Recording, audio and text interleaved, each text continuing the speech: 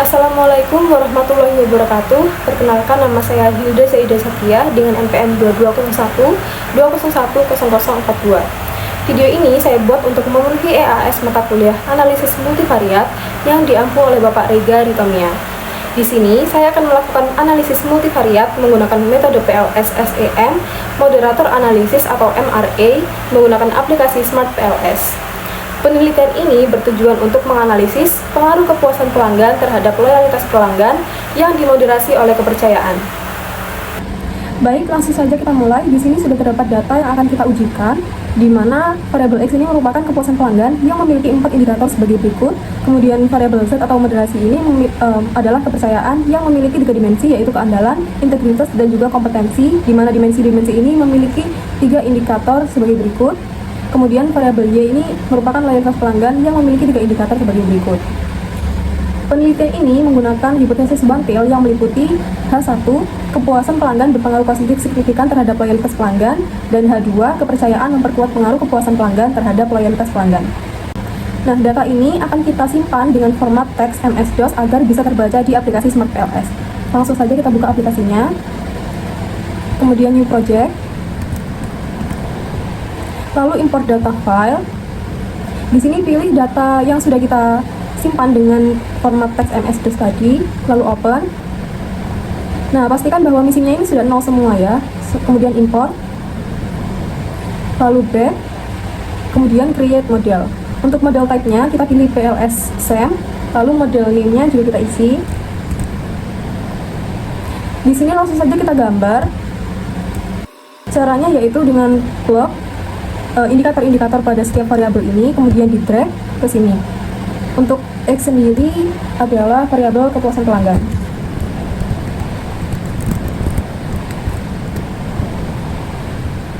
Lalu indikator pada dimensi dari variabel Z ini atau variabel kepercayaan ini juga kita drag per dimensi.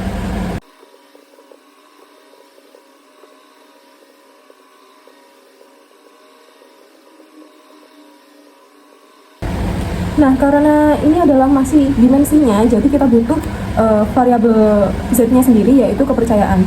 Caranya yaitu dengan blok semua indikator yang ada pada variabel ini,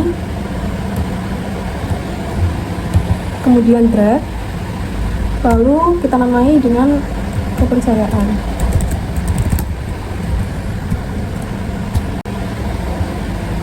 Nah, di sini sudah terdapat 9 indikator dari variabel kepercayaan. Nah, indikator-indikator ini karena dia sifatnya adalah reflektif, jadi arah panahnya keluar. Kemudian ini kita sembunyikan saja agar tidak mengganggu. Klik kanan kemudian hide indikator. Lalu untuk variabel Y juga kita drag.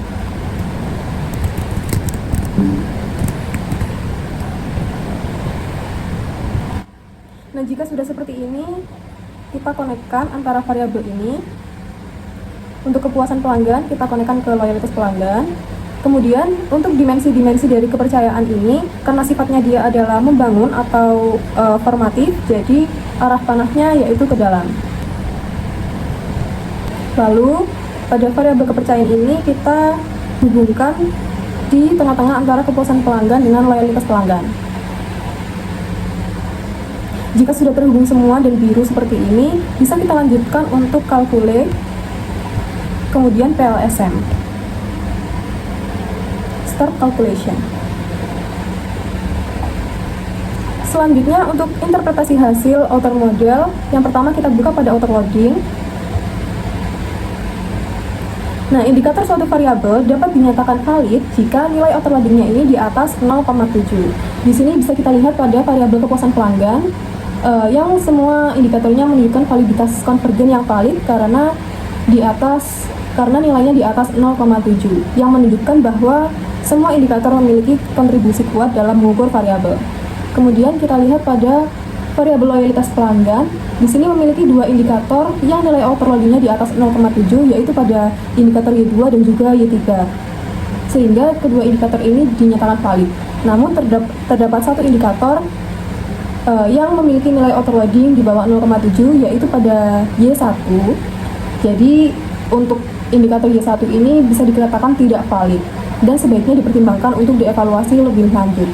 Jadi, untuk variabel loyalitas pelanggan ini masih bisa diterima atau valid, tetapi kualitasnya bisa ditingkatkan dengan mengevaluasi ulang pada indikator Y1.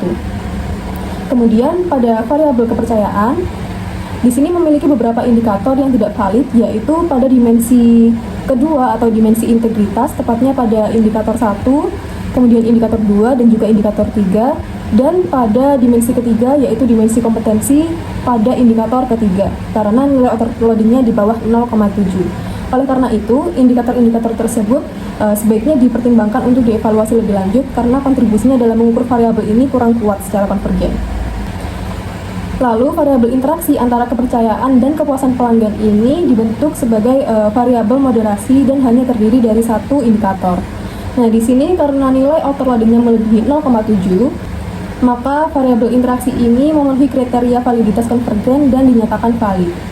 Kemudian selanjutnya kita beralih pada diskriminan validity, tepatnya di cross-loading. Nah, diskriminan validity ini digunakan untuk memastikan bahwa setiap indikator ini benar-benar mengukur variabelnya sendiri dan bukan variabel lain. Caranya dengan membandingkan nilai cross-loading dari setiap indikator. Nah, jika nilai cross-loading dari suatu indikator ini lebih tinggi pada variabel asalnya dibandingkan dengan variabel yang lain, maka indikator tersebut dianggap valid. Seperti yang bisa kita lihat pada 3 indikator pada variabel kepuasan pelanggan, di sini nilainya lebih besar daripada variabel kepercayaan maupun variabel loyalitas pelanggan. Nah, jadi indikator ini dianggap valid. Namun terdapat satu indikator dari kepuasan pelanggan yang nilainya di bawah atau lebih kecil daripada variabel loyalitas pelanggan. Jadi indikator ini dianggap tidak valid. Nah, seperti halnya bisa kita lihat pada variabel loyalitas pelanggan, di sini 3 indikator pada variabel loyalitas pelanggan nilainya juga lebih tinggi daripada variabel kepercayaan maupun kepuasan pelanggan. Dan juga 9 indikator dari kepercayaan ini nilainya lebih tinggi daripada nilai dari kepuasan pelanggan dan juga loyalitas pelanggan. Jadi nilai-nilai ini dianggap valid. Kemudian kita beralih ke konstruk reliability and validity.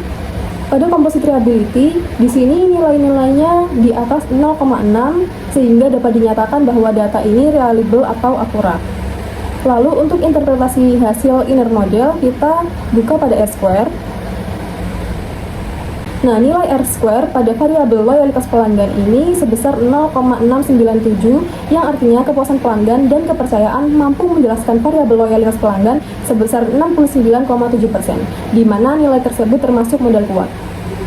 Selanjutnya, untuk direct effect dan indirect effect, kita back, kemudian calculate, lalu bootstrapping. Untuk test type-nya, jangan lupa diganti ke one tail, kemudian start calculation. Lalu buka pada path koefisien. Direct effect atau hipotesis satunya bisa kita lihat pada baris ini.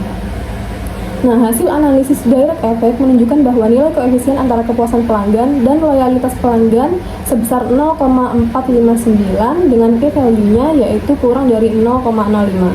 Hal ini menunjukkan bahwa pengaruhnya signifikan dan memiliki arah positif. Dengan demikian, hipotesis 1 diterima, yang berarti kepuasan pelanggan berpengaruh positif dan signifikan terhadap loyalitas pelanggan. Kemudian untuk indirect effect atau hipotesis 2, kita bisa lihat pada baris sebelah sini,